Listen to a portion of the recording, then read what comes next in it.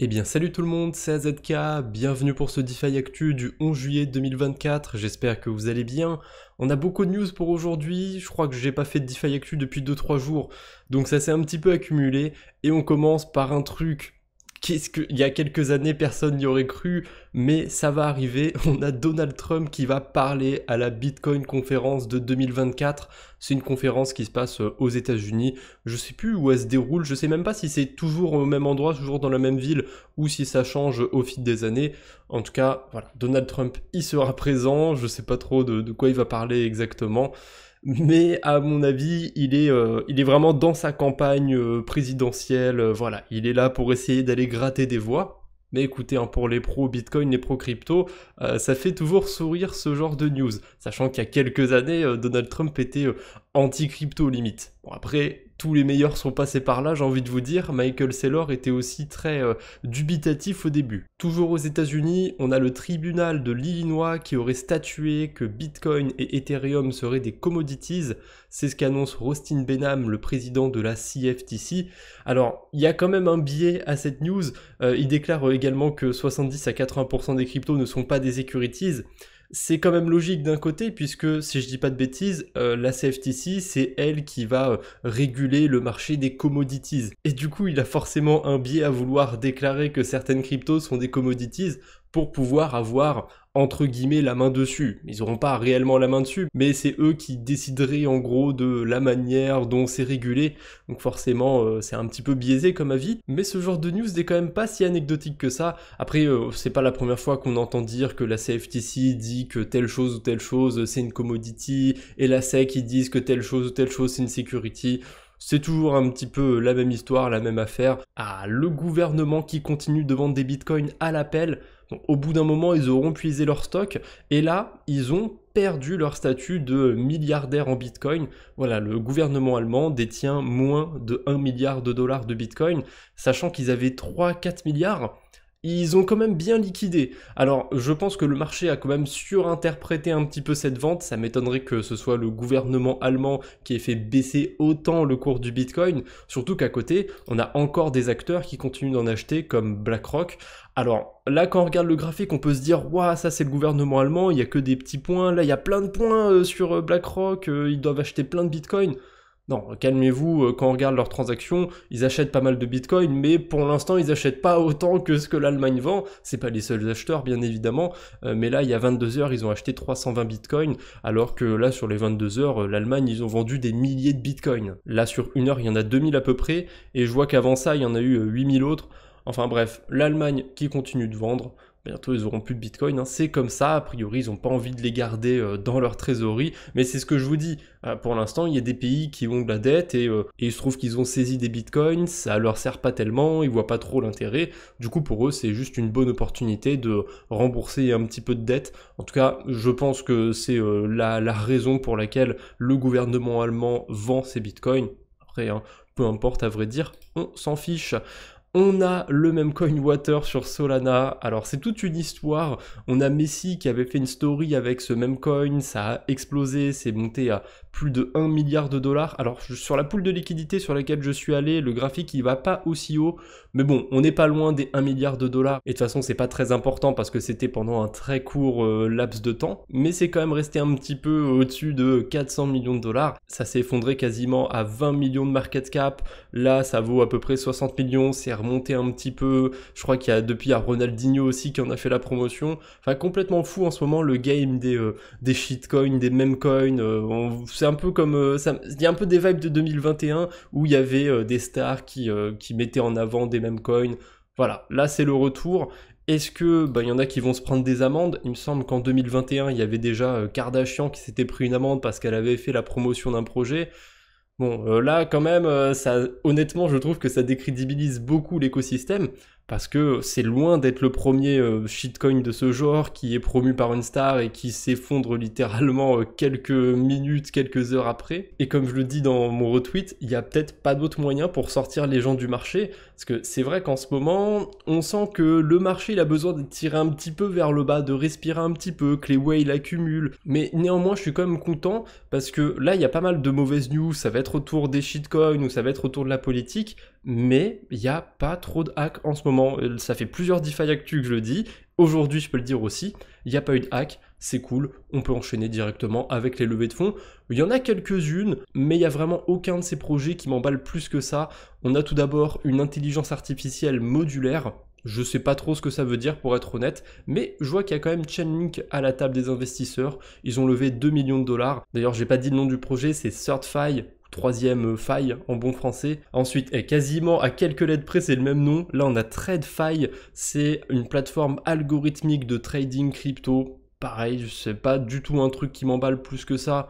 Mais je pense que ça peut servir pour des investisseurs institutionnels. Ils ont levé 3,5 millions de dollars. Et ça pouvait m'intéresser un petit peu, mais j'ai été voir ce que ça donnait. Et pour l'instant, bon, c'est pas terrible. C'est Dora. Donc Dora, c'est un petit peu un équivalent de D-Bank qui a levé 5,5 millions de dollars. Je dis un petit peu parce qu'il y a déjà D-Bank qui partent dans tous les sens, c'est le bordel. Mais je parle du principe de D-Bank de traquer des portefeuilles. C'est un petit peu ce qu'on peut faire sur Dora. Pour l'instant, c'est un peu limité. J'ai regardé du côté de Scroll par exemple, et je peux voir que j'ai quelques dollars dans mon portefeuille, j'ai vraiment pas grand chose. Je peux voir les NFT que j'ai. Sans surprise, il y a que des NFT cubes de Layer 3. Et ouais, on voit pas du tout ce qu'on a de déposé sur la DeFi. Alors j'ai pas regardé sur toutes les blockchains, peut-être que si je vais du côté de Base, j'ai plus d'infos, j'en sais rien. Mais pour l'instant du côté de Scroll, j'ai regardé aussi du côté d'Ethereum, c'est pas folichon. On peut surtout voir ce qu'on a dans notre portefeuille et les NFT qu'on a. Je trouve que c'est un petit peu limité. Mais je suis quand même curieux de voir ce que ça pourrait donner à l'avenir. Voilà, c'est à peu près tout ce que j'avais pour les levées de fonds. Il y en a eu quelques autres à peu près du même ordre de valeur de quelques millions de dollars, mais vraiment rien qui m'emballe plus que ça. Franchement, j'ai été hypé au début du mois de juillet et là ça redescend un petit peu. Bon, allez, j'espère qu'on aura d'autres surprises, même si je sais que l'été c'est pas le moment le plus favorable pour les investisseurs. En général, ils sont un peu plus, c'est pas qu'ils, j'allais dire frileux, mais c'est pas qu'ils sont frileux, c'est juste que c'est les vacances.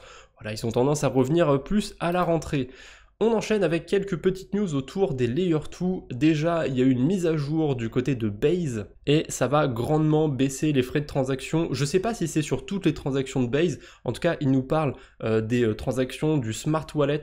Alors pour ceux qui ne savent pas ce que c'est, vous avez peut-être déjà vu ces petites intégrations sur des protocoles, sur Base ou sur Mod ou sur l'écosystème Optimism en général. Parfois, à côté du bouton pour se connecter, on a un petit encadré pour créer un Smart Wallet. Voilà, en fait, ça permet de créer un wallet avec Coinbase Wallet. En fait, c'est une option qui vous permet de créer un wallet en quelques clics. Je sais pas exactement comment ça marche, mais je crois que c'est comme la solution d'Aptos dont j'ai parlé il y a pas très longtemps. Et en gros, c'est à base de connexion via un compte Google ou un truc comme ça. Faudrait que je teste quand même la solution de Coinbase Wallet, là, le Coinbase Smart Wallet. En tout cas, c'est une bonne nouvelle. A priori, les frais ont quand même été divisés par 3. Alors, je sais pas si dans les faits, ce sera réellement divisé par 3, parce que il y a la quantité de frais dont on a besoin pour passer une transaction et aussi plus ou moins le système d'enchères, parce qu'on ne peut pas passer un nombre de transactions infini par seconde. Le nombre de transactions est quand même plafonné, donc s'il y a beaucoup de gens qui ont envie de faire des transactions, ça va pousser un petit peu le prix des transactions. Mais voilà, en théorie, ça devrait être à peu près 3 fois moins cher. Une autre news du coup du côté de Linea, pour rester sur les Layer 2, c'est Layer 3 qui nous partage ça. Et a priori, depuis que Layer 3 a lancé sa campagne, il y a une campagne avec Linea en ce moment, des quêtes à la con, faut aller faire des mints. Heureusement, c'est pas des mints comme sur Base, c'est des mints gratuits, mais quand même, c'est des mints à la con.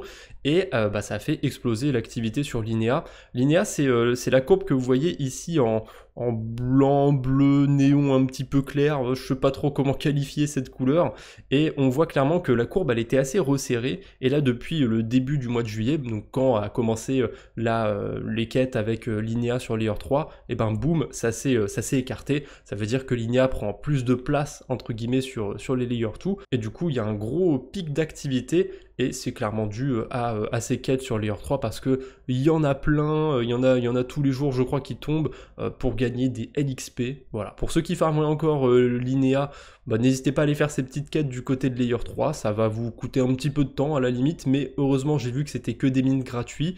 J'espère que ça va rester des mines gratuits, qu'on va pas passer comme sur Base, sur Layer 3 ils sont forts pour ça, ils nous mettent tout le temps 10 000 mints avec 2 $ à payer à chaque fois, bon, ça suffit au bout d'un moment, et j'étais curieux, je suis retourné sur L2Bit, c'est un site qui permet de traquer pas mal de choses autour des Layer 2, et on peut voir notamment l'activité, Et j'avais déjà vu ce Layer 3, Xai, c'est une blockchain qui vient par-dessus Arbitrum si je dis pas de bêtises, et je sais pas trop ce qui se passe sur cet écosystème, mais le nombre de transactions est juste abusé. Là sur 30 jours, il y a eu 244 millions de transactions, c'est bien au-dessus de Base qui déjà est très haut, hein, 95 millions de transactions sur Base.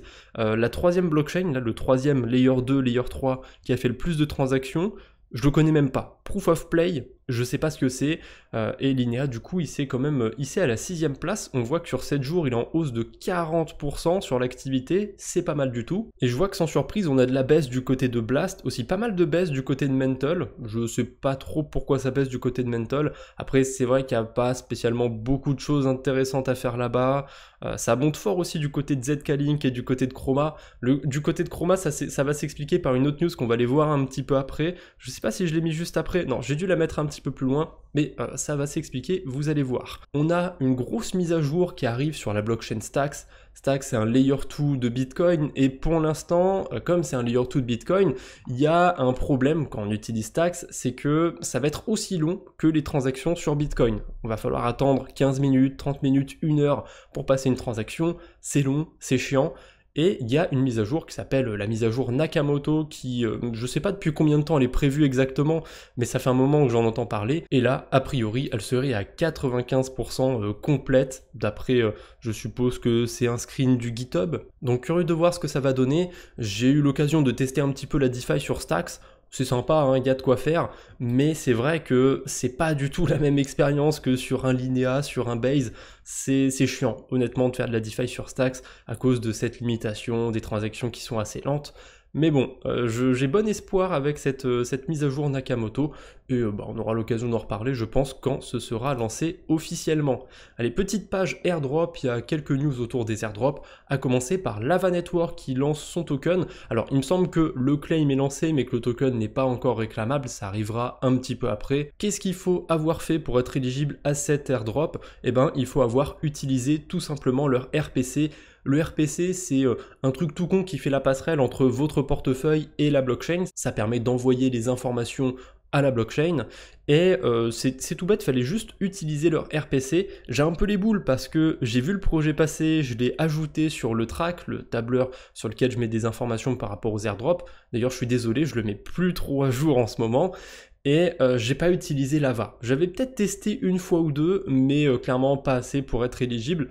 Un petit peu les boules, j'ai vu qu'il y avait des gens qui avaient récupéré 1000 tokens, aucune idée de ce que ça va valoir. Il y a 1 milliard de tokens, il y en a 6% ou 6,6% pour l'airdrop, quelque chose comme ça. Honnêtement, j'ai pas trop d'attente, mais ils ont levé quand même pas mal de fonds, donc ça peut être sympathique pour ceux qui ont joué l'airdrop et qui sont éligibles.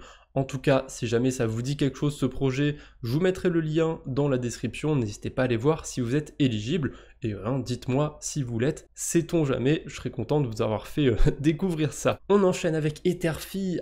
Etherfi, ils nous parlent de leur saison 3, ça va durer, bon ça a déjà commencé, mais ça dure du 1er juillet au 14 septembre, ils n'ont pas précisé l'année, mais je suppose que ça va être 2024 quand même. Et je sais pas combien de temps a duré la saison 2, mais je crois que c'était la même fenêtre de temps que cette saison 3, sauf que là, il y aura 2 fois moins de tokens alloués à cette saison 3. Alors, faudrait quand même vérifier la durée de la saison 2 pour voir si c'est exactement la même durée ou si c'est pas très loin, parce que si la saison 3 elle est 2 fois plus courte, c'est ok qu'il y ait 2 fois moins de tokens. En tout cas, voilà, il y avait 50 millions de tokens pour la saison 2, ils en ont même rajouté quelques-uns de leur trésorerie, ils ont rajouté 3 millions de tokens. Là, il y aura que 25 millions de tokens pour la saison 3. Honnêtement, la saison 2, je l'ai pas trouvée si intéressante que ça. J'ai eu la chance quand même d'être éligible à 70 tokens parce que j'ai déposé un petit peu sur Mitosis. Là, je pense pas que sur la saison 3, je vais récupérer grand chose. Ils ont mis en place un système de perks, d'atouts et de passeports. Donc en gros, plus vous êtes actif sur l'écosystème Etherfi, si vous avez précommandé la carte, si vous détenez des NFT, je sais pas du tout ce que c'est, si vous avez voté sur la DAO, si vous avez participé à la saison 1, à la saison 2, ça va booster vos points pour la saison 3. Et le boost, il peut aller de x0,5 à x5. Donc ok, c'est pas mal, c'est cool, ça se prend. Mais je m'en fous, la saison 2 elle était pas si intéressante que ça, la saison 3 j'en ai aucune attente, j'ai pas farmé volontairement la saison 2, cette saison 3, elle me convainc pas du tout, donc j'irai pas la farmer volontairement. Après, je crache pas du tout dessus, je dis pas qu'il faut pas la farmer ou qu'il faut pas du tout s'y intéresser, c'est un bonus, faut vraiment voir ça comme un bonus, ça vous permet de farmer du yield sur l'Ether, éventuellement des airdrops sur d'autres protocoles, parce que leur Ether staké, il est intégré sur pas mal de protocoles, donc cette saison 3, les tokens Etherfi que vous allez récupérer après le 14 septembre, c'est vraiment un bonus, la petite cerise sur le gâteau, la petite cerise confite là, c'est bon, ça me donne envie d'en manger. Et je crois que c'est la dernière news par rapport aux airdrops, on a Layerbank. Alors Layerbank, j'en avais parlé au tout début, d'ailleurs j'étais même en partenariat avec eux, mais ça c'est ma théorie. Du jour au lendemain, ils ont complètement coupé les partenariats qu'ils faisaient avec des créateurs de contenu, et à mon avis c'est parce qu'ils avaient atteint une valorisation qui était pas mal du tout, hein. Il y avait beaucoup de TVL, beaucoup d'argent de déposé sur leur protocole, donc ils avaient plus trop besoin qu'on leur fasse de la pub.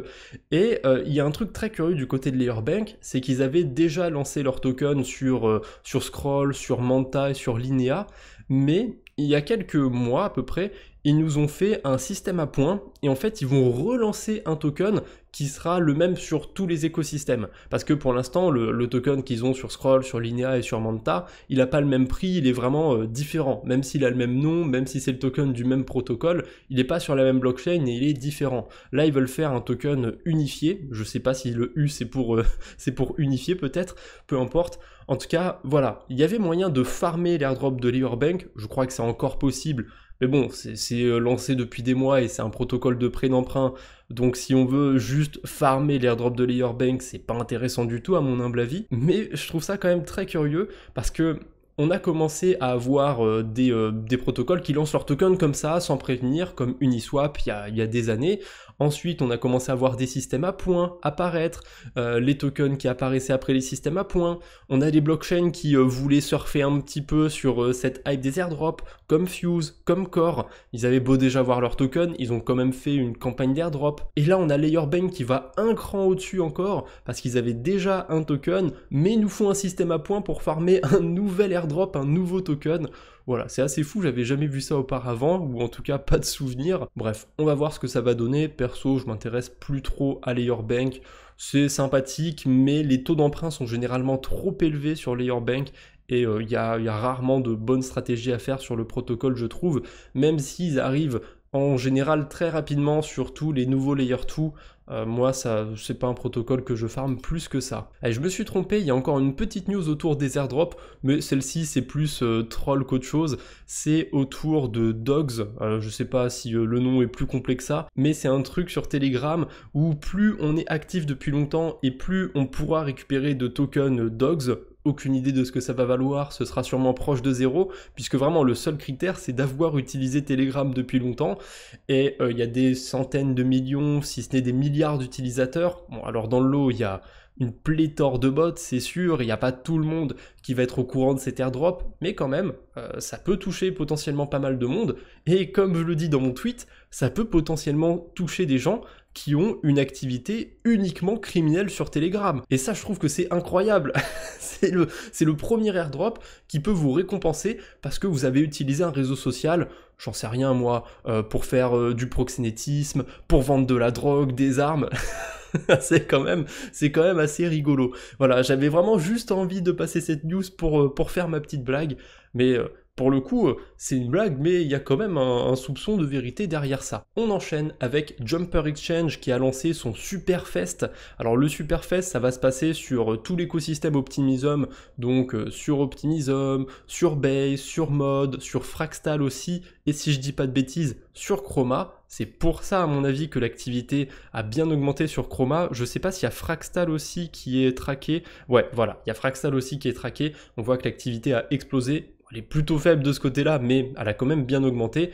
Et pour moi, il n'y a pas de hasard, c'est dû au Superfest, puisque c'est une sorte de campagne où vous allez pouvoir déposer des cryptos sur des protocoles pour récupérer des tokens Optimism, éventuellement de l'XP aussi sur Jumper. Il y a la page de Jumper qui vous permet d'aller voir un petit peu toutes les quêtes, mais je vais pas plus en parler que ça parce que j'ai prévu d'en faire une vidéo sur la chaîne principale.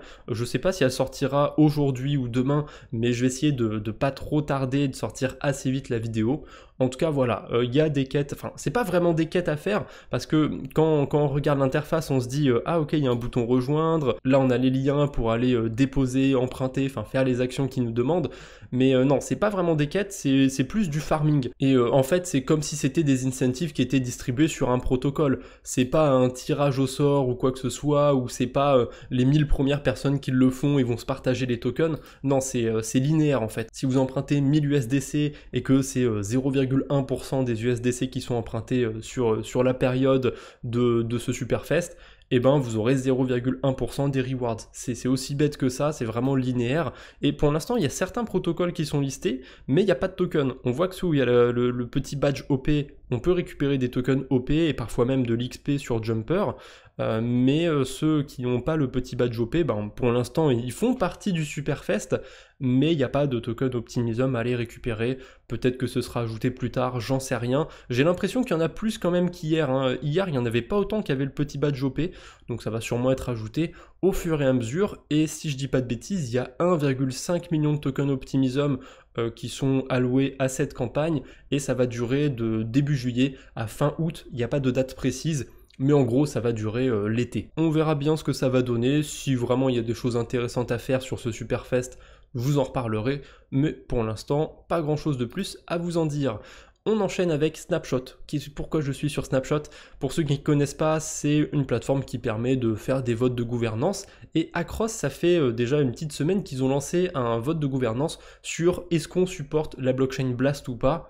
Ça fait un peu tard, je trouve, hein. L'airdrop est déjà passé, ils auraient pu arriver quand même avant Acros, mais bon, c'est un bridge que j'aime beaucoup, qui va très vite, qui a quasiment aucun frais. Je me demande si c'est pas même le meilleur bridge de l'industrie en ce moment.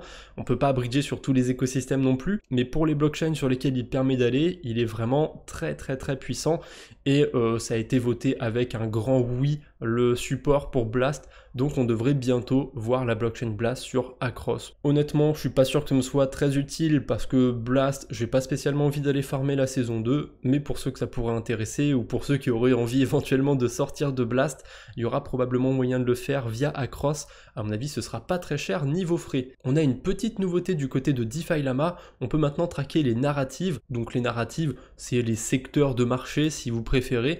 Alors quand ils sont tous mis comme ça, c'est un petit peu le bordel. Je pense que le mieux c'est d'en choisir quelques-uns qui nous intéressent. Allez, au pif, on va prendre la DeFi, l'intelligence artificielle, les meme coins et encore un petit dernier, tiens, les real world assets et les dépines. Je sais qu'il y en a beaucoup qui aiment ces deux-là, et on peut voir un petit peu comment ils ont performé. On a aussi le moyen de voir ça sous forme de graphique avec des barres. Ça c'est plutôt pas mal, ça peut vraiment donner une idée représentative de quel secteur fonctionne le moins bien. Là sur une semaine, tout ce qui est autour de la politique, ça a bien ramassé. Je crois que sur un mois c'est pire, hein. Ouais, sur un mois ça a moins 53%.